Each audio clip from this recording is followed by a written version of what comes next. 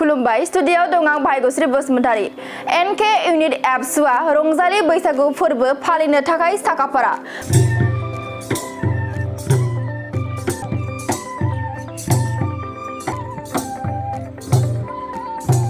फैगौ बैसाग दाननि 10 आरो 11 खालाराव साननैनि हाबाफारिजों रंजालि बैसागु फोरबोखौ खुंफुंनो थियारि जादों नर्थ कामरुप दालाइसा दुलाराय बर' फरायसा आफादा।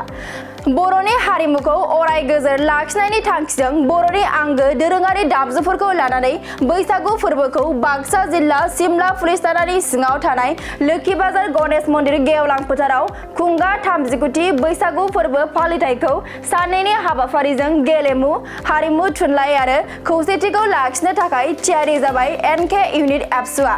बर'नि आंगो मोसानाय दामनाय देनायजों एनके इउनिट एबसुनि सेंग्रा सिख्ला लाइमोनफोरा जथायै सरसा खालामदों आरो रंजालि बैसागुखौ महर गोसा खालामनो जानजि खाफ्रानायखौ नुनो मोननाय जादों।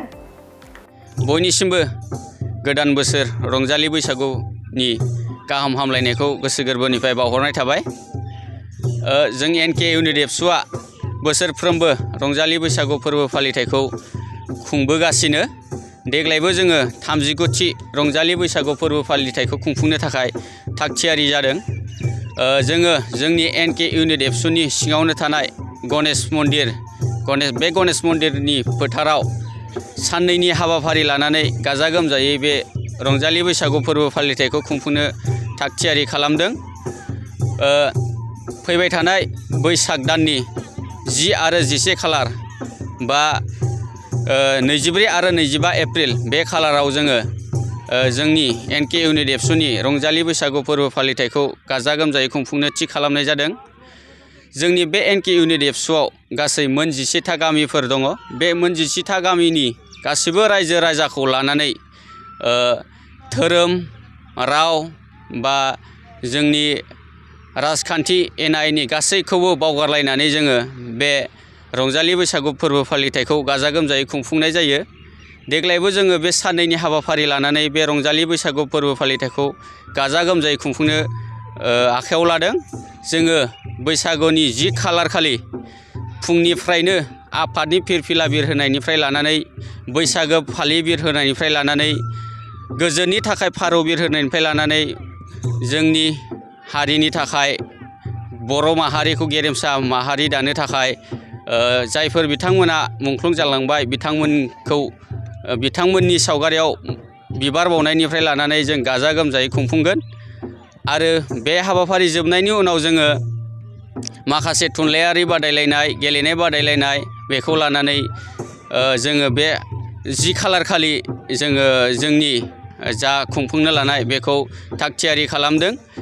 जोङो आरो हारिमु बादायलायखांनायनि बे थुनलाइयारि बादायलायनायनि उनाव जोंहा मोनाबिलियाव कालचारेल कम्पिटिसन खुंनाय जागोन।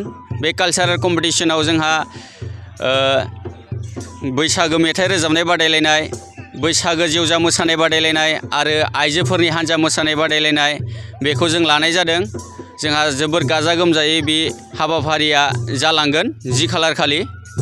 आरो नेक्स्ट जोङो 11 खालार खालि बैसागोनि 11 खालार खालि जोङो डाइरेक्ट गेवलां मेलनिफ्राय जागायगोन।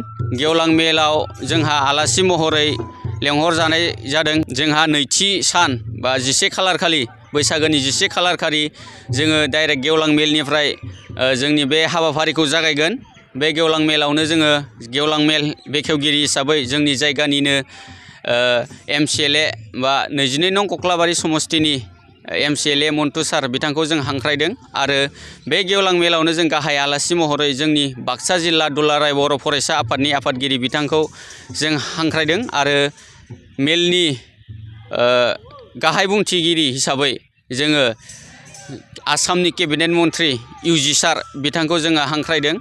आरो बे गेवलां मेलावनो जोङो कालचार बिथिङाव मोसाखावरि हिसाबै रिंकुमनि नार्जारि आरो सनाय ब्रह्म बिथांमोनखौ जों हांख्रायदों।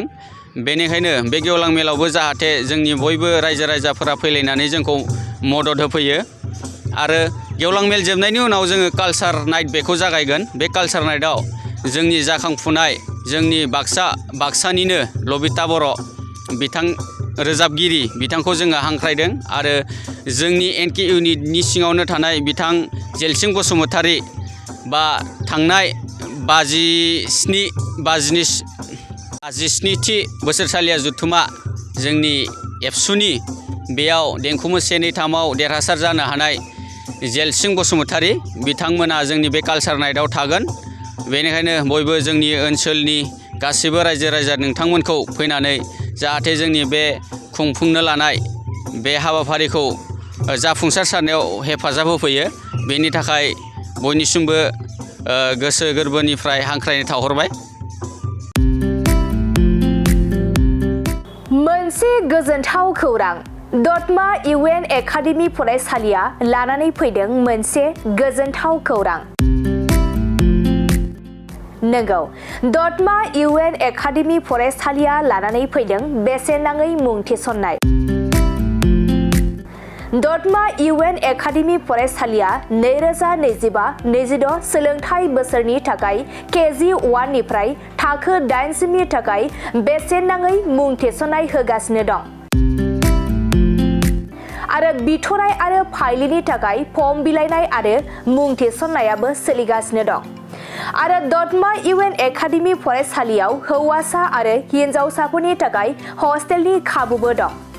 बिनिखायनो नोंथाङाबो नोंथांनि गथ'खौ दतमा UN एकाडेमि फरायसालियाव बेसेन होआजासे मुं थिसननो सानदोंब्ला आरो हस्टेलाव दोननानै फोरोंनो सानदोंब्ला थाबैनो मुं थिसननो हागोन। आरो नोंथाङा आबुङै मिथिनो थाखाय नैबे 7002660387 जानबुं नम्बराव कल खालामना खौरां लाहरनो हागोन।